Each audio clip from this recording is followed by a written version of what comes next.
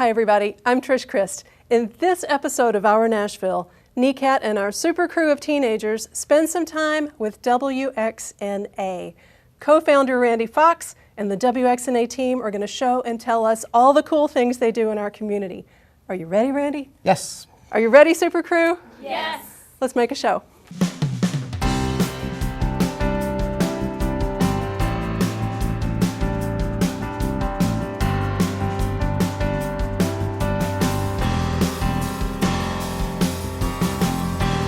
It's our Nashville.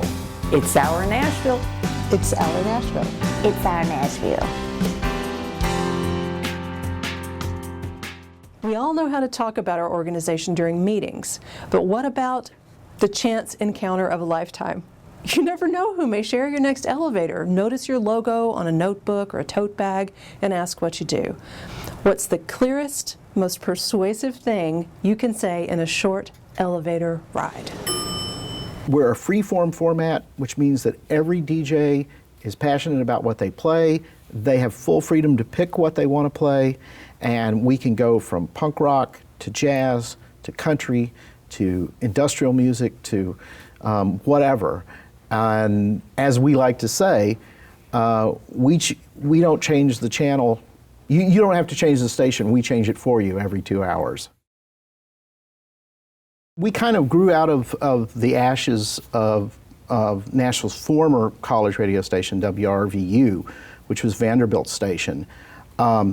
WRVU for years followed a free-form format, and they had very loose application procedures, mainly because there was never enough students to take up all the spots that they had on the dial. So they would have what they called community volunteers, people who weren't affiliated with the university in any way, could apply and get a show, and if you did a good show, usually you could hang around for a few years. Well, I started doing a show at RVU in 1997.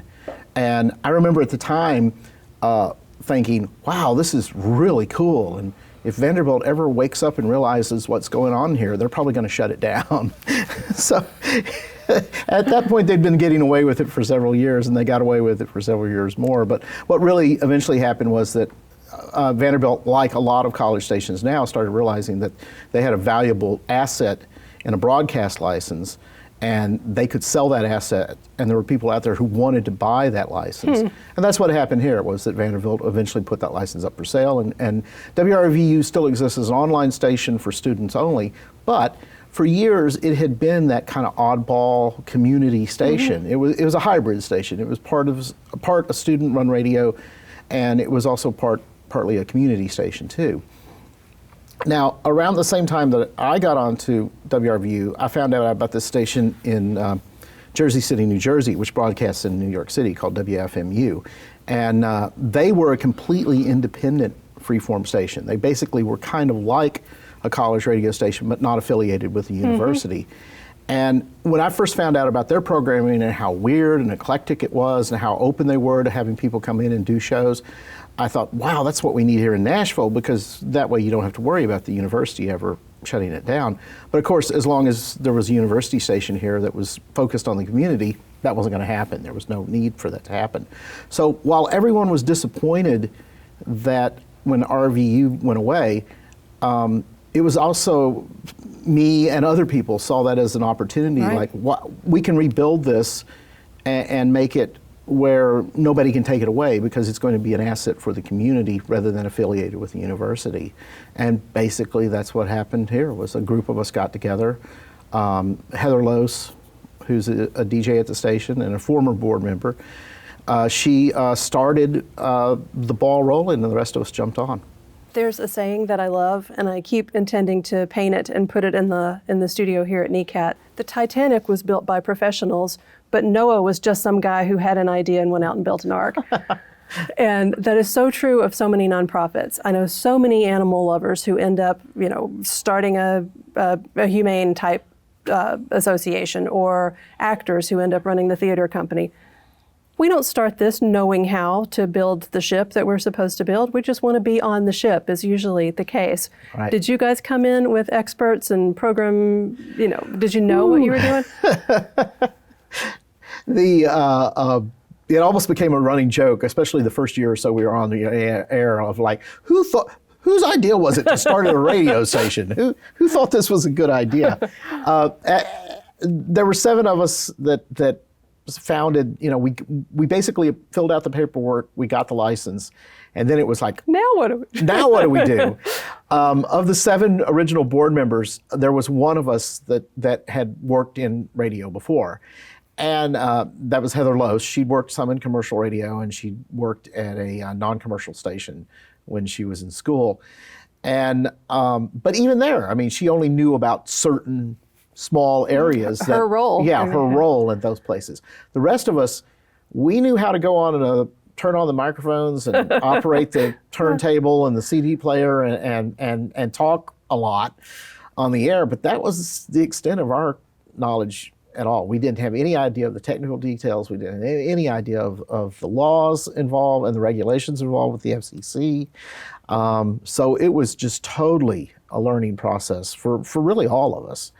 And I think it's a great example of how I'm an old punk rock guy. And so I love the idea. To me, the core of punk rock is DIY, do it yourself. Yeah. And we just took that attitude and said, we don't have a clue how to do this, but we're going to figure it out. Mm-hmm. We're going to learn 3 chords on the guitar and bash out a song and print our own fanzine and put out our own records, or in this case, build our own radio station. And, if we can do it, anybody can. My name is Ashley Crownover, and I'm the station manager here at WXNA, which just means I'm a DJ wrangler and or a den mother, and I'm one of the 7 people who started the station. When we first moved in here, we had around 100 DJs, between 90 and 100 DJs, and we were so excited. It was so exciting to have our own space and to feel like a real radio station. And the moment when we went on the air, it was June 4th, 2016. And we all cried. We really did, out of just sheer joy. It was so joyful and exciting. And so this place has all that in its walls. This is WXNA's main studio, and that's where we broadcast from. This is the mixing board. We have different channels coming for record players, for CD players, for microphones, and they all come into the board, and it's how you mix the sound, determine which channels are going out and how high the levels are. And of course you have to watch your levels, because if you go things too high or too hot, you can distort your signal. We've got the really cool make you feel real indicator here that tells you how loud your song is. Sometimes we rock out a little bit too much, but we try to keep it out of the red, just like you want to do in all aspects of your life. If you have 80 to 90 DJs at any given time, the range of styles of music must be almost immeasurable. Well, we have country shows and jazz shows. We have psychedelic. We have hip hop. We have soul, older traditional soul. We have neo soul shows. We've had shows that focus specifically on musicians and interviewing musicians, which of course are part music and part interview. We have a visual arts program, which is it's interesting for visual radio. arts on the radio, but artists come on and they talk about their work and what inspired them and what drives their creativity. Fantastic. So, what is the process for someone who is interested in having a show on WXNA? well, what we do is we do roughly 6-month programming periods, and at the end of every 6 months, we kind of have all of our current DJs reapply. And if somebody's done a good show and been a part of the station and been a part of our community, mm-hmm. because that's the important thing. Being a community radio station, we're all volunteer, and that volunteerism doesn't just extend to the show that they do. It also extends to the work that we do with the station, managing the station, mm-hmm. running events, and so forth, so on. So if someone's a DJ in good standing, most of the time they're going to be renewed. But at the same time, sometimes people may be doing a show for a while and they get tired, or they've got something going on in their life and they need to step away for a while. And since we from the very beginning, I said I wanted to encourage the idea that people could step away from doing a show and then 6 months or a year or 2 years later come back and get back on the air again, because I really believed in the idea that the reason we're doing this is because we love what we're doing. It's fun. And I wouldn't want someone to just stick with their show because it's like, well, I'm really tired of it and I want to take a break, but if I give up my show, I may not get it back. So I'm going to stick with it. And it's like, no, that's not a recipe for good radio. If you're not, especially when you're not getting paid, if you're not passionate and enjoying what you're doing, it's going to come through on the air. So anyway, as a result of that, every 6 months, we'll usually have some open spots. So what we'll do is, after we kind of set the new schedule, we'll throw out a call to people, and we just have people send in applications. Now, what we found is that most of the time we only have about room for around 10 to 15 open new slots. We bring people, they train for 6 months. After they go through our training program, they can become substitute DJs, where if someone has to miss their show, they can sign up to fill in for someone else. And then at the end of that 6 month period, when the next programming schedule begins, then they can apply to get a new show. So basically, they're kind of with the station for 6 months. That sometimes give people a chance to, everybody, being the DJ sounds fun, but it can be a lot of work, and it is a commitment. There's and preparation. sometimes people will sign up, they'll go through the training program, and then they'll kind of drop out because they realize, they don't want to. It was more work than they realized. I appreciate the amount of work it is and the length of time that your training period is, because it's not just getting accustomed to speaking to a microphone and not to a face of a friend. But it's also, you got to push the right buttons, and you got to give your station ID when you're supposed to. There's some rules that you have to follow. It's not just, hey, I like this song. Well, yeah, and actually that's a good point there too, because when we do look at new applicants, one of the main things that we look at is, are they passionate about the programming they want to bring, and are they knowledgeable about it? And there's been several times that we've chosen someone who had absolutely zero radio experience over someone who perhaps had worked in radio for many, many years, because their proposal was just like, it sounds like something that you'd hear on commercial radio, or it sounds like they're not really as passionate about it, whereas this person is bringing something. And especially if they're applying for a specialty show, we look for genres of music that we don't already have on the air. Like we have a great heavy metal show, and I mean hardcore heavy metal. I've heard that one. And the guy who did that, he had never been on the radio before in his life, but boy, did he know, he knew his metal, so he got the show. Have I heard something in French from time to time? Yes, right now we just added, we have a girl who is actually, her mother's from Tennessee and her father's French. So she grew up partially in France and partially in Tennessee. And she's doing a show of all French pop music right now, which is fantastic. Yeah. Je m'appelle Natacha Nancel et je suis un DJ à WXNA. J'ai une émission qui s'appelle The French Connection. This show has given me the opportunity to share the music that I love, that I grew up with, that has stuck with me throughout my whole life, even after moving to Nashville, and share that with Nashville, the community in Nashville, and also the world, because we can stream our station online on our website. And so I've gotten some responses from people in France, people in England who have listened to my show. So it's amazing. It's really a French connection. I actually heard about WXNA when the station started. Two of my good friends were involved at the start when WXNA first came about. I did a little bit of radio at UTC, went to UT Chattanooga. And when I moved back to Nashville after that, I was like, it's my time to get back involved in radio. And WXNA was the first station that I thought of. So when I saw that they were looking for more DJs, I applied, and it seemed like they liked what I could bring to their community. And here I am now.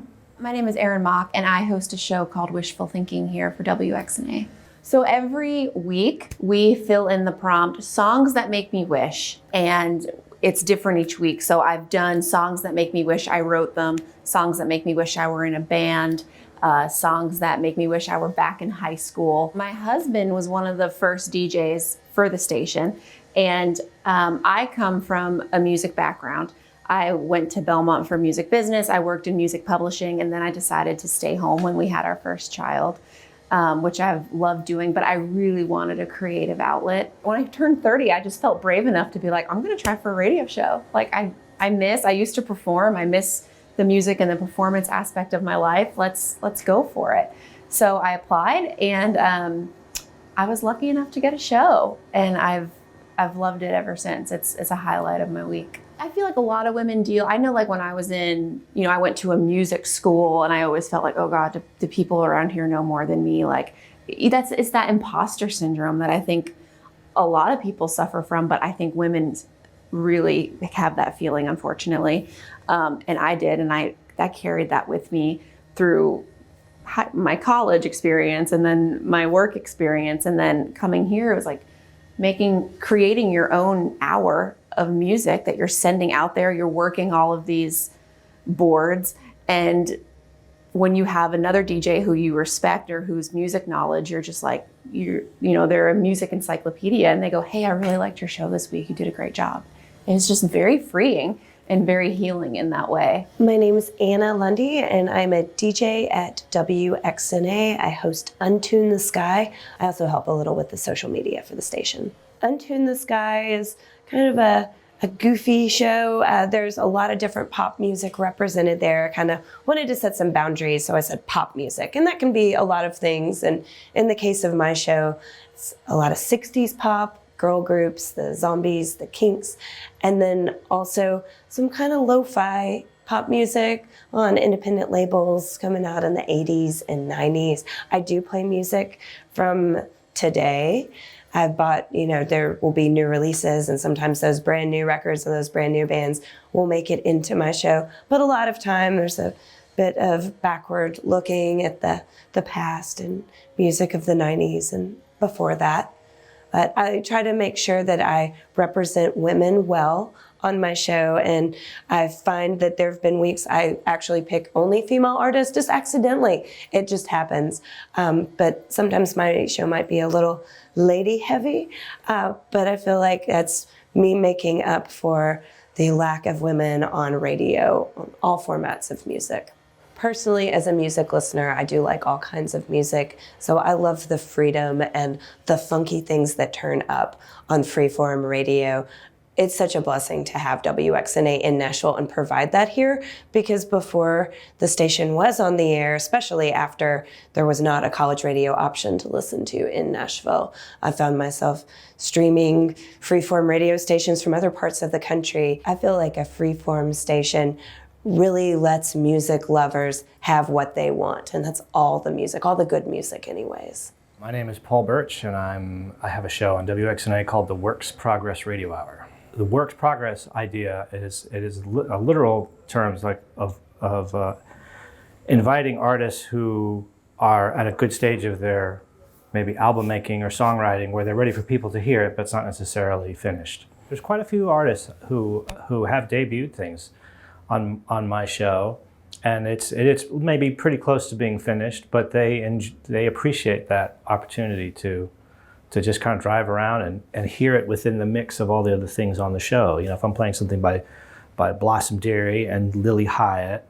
and then playing maybe the Rolling Stones from a BBC radio show, and then playing something by a completely brand new group, and all of a sudden there's your song, and you go, oh, well, the bass is a little too loud on my track. It sounds smaller, or it sounds wide or thin or compared to all this other stuff. And then you get that extra step of separating yourself from this object of sound and how that sounds. One thing that we feel is very, very strongly about, and part of our mission, is that we are a community radio station. Mm-hmm. So we need to engage with the community. And we've had lots of people come in for the talk shows and talk about the various nonprofits and the work they're doing. We've also partnered with various nonprofits on initiatives like the Jesse Zazu Foundation.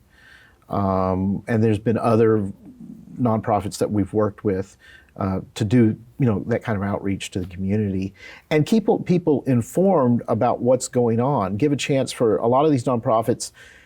the best they can get is maybe just a mention in a community calendar or something like that. So by having them come on the talk shows and talk about what they do, people start to realize, oh, wow, now I know, I've heard that name, but now I know exactly what they're doing and what their mission is. Did you guys get to pick your call letters? Yes, we did. And tell me what they mean to you. Well, from early on, we really wanted X in the title just because it's cool. Rock and roll. Yeah, it's cool sounding. And also, there's a brilliant book that came out in the early 80s called Border Radio, which is a history of the Mexican radio stations, what they called the Border Blasters, which were these unbelievably powerful radio stations that would set up just across the line in Mexico during the 30s and 40s and 50s. And they would broadcast at like crazy amounts of power, like 500,000 watts or 1 million watts. There's stories about people being able to hear the radio stations on barbed wire fences because the signals were so strong. I don't know if that's for true or not, or if that's just apocryphal. But anyway, so all the radio stations in Mexico start with the letter X, whereas like here in the US, our stations start with W or K. So there was always this kind of cool aura that you had all these weird stations broadcasting out of Mexico. That's where Wolfman Jack became a star, was on one of the Border Blaster stations, because he was down in Mexico doing those rock and roll shows in the late 50s, early 60s, and you could hear him basically all over the United States. I didn't realize he was across the border for that. So anyway, so there was an allure just for several reasons that we liked X. And then, so basically, when we got our license, we were allowed to pick our call letters, and the FCC has a function on their website where you can put in like a couple of letters and just see what's available out there with the letters. So W is required, and we put in WX, and we just got a list back of everything that was available. And when we started going down the list, we saw WX this, WX, and we ran across WXNA, and it was like NA, Nashville. So it was perfect. Yeah. I wondered if that was the thoughts.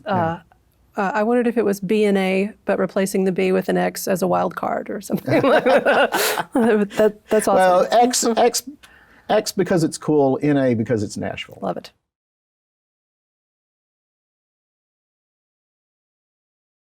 Here we are. It is my favorite section of the interview. It's the speed round. Oh dear. Just like the game we used to play when we were kids, I ask you a question, and the first thing that comes to mind, please let it fly, and we'll go on to the next one. Okay. Fair enough? Okay. Fair enough.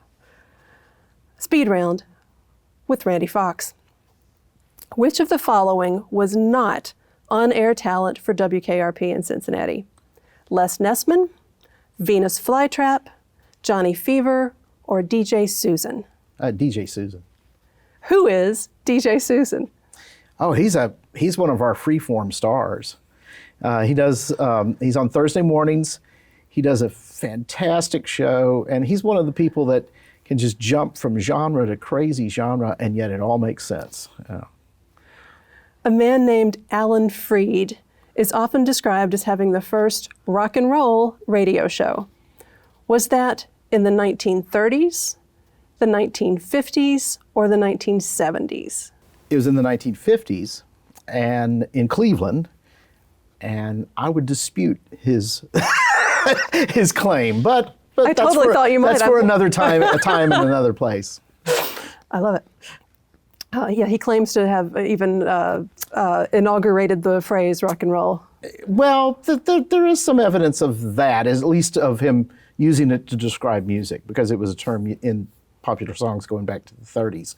But for my money, the first real rock and roll DJ was Gene Nobles right here in Nashville, Tennessee, on WLAC radio in the late 40s, 1940s. So, but that's I can't wait to look that up. That's my opinion. I can't wait to look that up. You have a strong opinion, and I'm not opposed.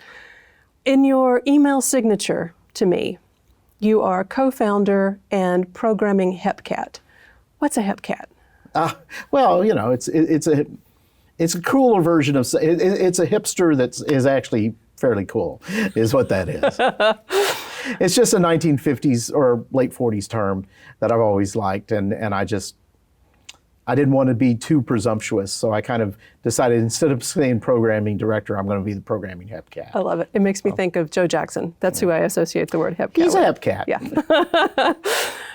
How often does WXNA typically do station identifications during programming?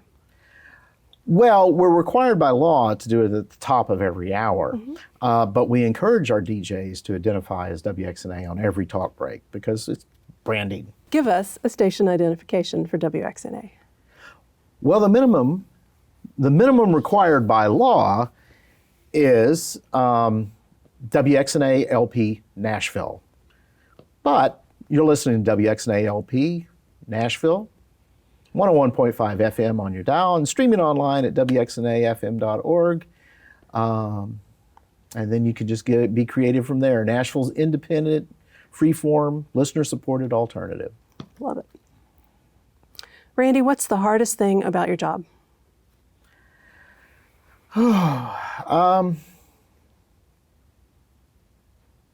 When I have to tell a DJ they've done something wrong, which fortunately doesn't happen that often, but occasionally there have been a few times where we've had to correct somebody for one thing or another. I like to say, what I always like to say about that is that I've spent my entire life fighting against the man, so it really bothers me when I have to be the man. I completely understand that. We deal with similar things here at NECAT, and it's for the greater good. Yeah, exactly. What's the best thing about your job?